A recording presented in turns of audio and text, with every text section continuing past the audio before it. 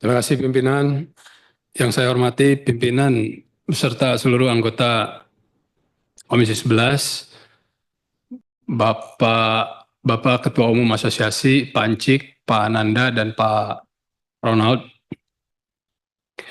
Yang pertama, sebetulnya fintech ini bisa memberikan manfaat sejatinya, Pak.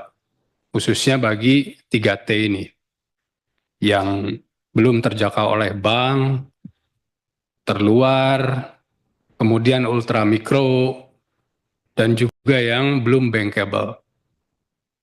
Namun dengan kondisi sekarang, fintech ini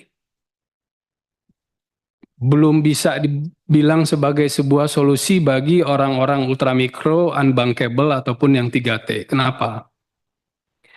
Kita lihat bahwa terkait market conduct, itu pengaduan paling besar ini dari industri fintech, Pak. Jadi noise paling besar ini dari fintech. Nah, kaitannya dengan literasi hari ini, menurut saya, sehingga ke depannya tidak terjadi lagi aduan dari masyarakat, perlu dari asosiasi ini memberikan pemahaman yang betul-betul dan yang jujur dan transparan, Pak. Karena sekarang ini pengenaan bunga itu kalau tidak salah 0,3% per hari ya, Pak. Itu ekivalen berarti 9% kurang lebih per bulan. 9% per bulan tidak banyak, Pak, bisnis yang bisa menghasilkan return 9% per bulan. Sehingga ini pada akhirnya menjadi sebuah masalah gitu. Kadang-kadang borrower mungkin tidak memahami karena sangat mudah di dalam mengajukan pembiayaan. Saya nggak ngerti KYC-nya seperti apa bisa sedemikian cepat, iklan-iklan yang menggoda. Namun terjadinya komplain dari masyarakat ini, saya pikir karena kurangnya literasi. Jadi AFPI perlu memberikan ataupun meminta ataupun memberlakukan kepada para anggotanya ini betul-betul praktek untuk melakukan literasi yang baik ke masyarakat. Terangkan, fintech ini bunganya sekian persen gitu. Walaupun tidak semua 9% per bulan kan gitu. Ada juga yang di bawah itu. Kan gitu. Sehingga masyarakat ini menjadi paham. Ini kan permasalahan dari fintech ini dua, Pak. Dari suku bunga, denda-dendanya yang lipat berlipat, dan juga apa cara-cara collectionnya, cara-cara penagihannya. Kan dua hal itu yang membuat noise terbesar itu. Jadi saya menghimbau dan saya sudah meminta juga kepada otoritas bahwa terkait dengan urusan bunga, terkait dengan urusan iklan, ini baiknya jangan diiklan. Harusnya literasi saja, berikan edukasi saja ke masyarakat. Ini ada cara gampang, tapi cara gampang ini bukan berarti tanpa efek samping kan begitu. Ada efek sampingnya. Dan juga selektif. Saya harap dari 97 anggota fintech ini ke depannya, ini harusnya bisa tersaring lagi Pak, sehingga yang benar-benar memberikan servis baik ke masyarakat. Tadi sudah disampaikan oleh Pak Khalid, harusnya ini dengan kehadiran teknologi ini bisa membuat, mendeliver produk yang lebih baik bagi masyarakat. Harusnya bunganya lebih murah. Kalau 9% per bulan, ini ekivalennya berarti 108% per tahun. Bisnis apa Pak 108% per tahun? Gitu. Nah, jadi kembali lagi maksud saya,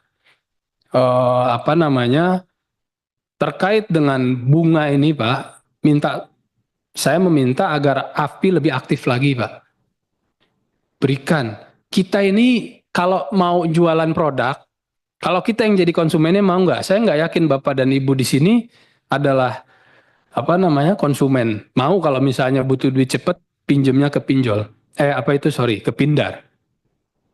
Kenapa ya, siapa Pak yang mau bayar bunga sebegini besar, kan begitu. Jadi maksud saya, agar Pindar ini bisa menjadi produk yang bermanfaat khususnya bagi masyarakat 3T, ultra mikro, mikro dan bankable, ini tolong berikan services yang normal lah gitu. Jangan berikan bunga yang tinggi. Dan sekali lagi, berikan edukasi literasi yang benar ke masyarakat, yang jujur, yang transparan gitu. Karena kalau misalnya yang 3T ultra mikro ini oleh fintech bisa benar-benar naik kelas sehingga dia bisa jadi bankable, ini luar biasa efeknya. Kita punya target ekonomi ini 8% Pak ke depan. Bisa, sangat bisa. Tetapi butuh kerjasama semua pihak. Nah termasuk kalau misalnya para pengusaha ultra mikro ini bisa naik kelas dengan bantuan Pindar, nah ini kan akan menjadi mulia Pak, menjadi baik gitu. Nah itu untuk AFPI. Kami dukung Pak, kami dukung AFPI supaya baik, perusahaan-perusahaan Pindar kita supaya berkembang, kami dukung. Namun demikian, ini terkait dengan hal-hal yang tadi sudah saya sampaikan, tolong juga menjadi bahan perbaikan. Kemudian satu lagi terkait dengan Aludi, saya pikir Aludi ini kalau misalnya hanya 10 miliar Pak, itu kan mungkin terlalu kecil Pak, karena bisnis-bisnis sekarang ini, apalagi yang memang sudah memikirkan untuk membagikan equity sebagai jalan untuk dia fundraise, itu mestinya sudah dengan kapasitas yang lebih besar. Saya harap equity crowdfunding ini ke depannya bisa menjadi alternatif bagi perusahaan-perusahaan yang memang mau membagikan equity sebagai jalan untuk fundraise. Tidak hanya mekanisme pasar modal yang konvensional yang kita kenal sekarang. Tapi kalau cuma 10 miliar saya kira enggak ini. Mungkin bisa nanti diusulkan Pak, dibuat tiering saja. Klasifikasi sekian bisa sekian, klasifikasi sekian bisa sekian, ataupun bisa papan gitu, dibuat papan-papan ya. Nah, karena sekali lagi ini juga Aludi ini kalau misalnya bisa menjadi jalan bagi para pengusaha kecil untuk tumbuh, untuk bisa punya alternatif daripada perbankan dan pasar modal konvensional, ini efeknya akan luar biasa juga Pak. Yang pada akhirnya akan bisa meningkatkan ekonomi nasional sehingga target-target pemerintah akan terpenuhi gitu. Nah ini saya kira sekarang ini masih terbatas. Kalau maksimalnya cuma 10 miliar, ya mungkin walaupun tadi tumbuh angkanya tapi tidak bisa cepat itu. Saya harapkan ini bisa menjadi solusi, dan jangan sampai Pak nanti terjadi lagi skandal ya Pak ya. Seperti dengan yang sudah kita ketahui pada pasar modal konvensional. Sebuah hal yang sangat memalukan, mencoreng dan menjadi presiden buruk gitu. Nah ini Aludi ini harus bisa menjadi contoh ke depannya gitu Pak. Itu saja saya kembalikan pimpinan, terima kasih. Assalamualaikum warahmatullahi wabarakatuh. Waalaikumsalam warahmatullahi wabarakatuh.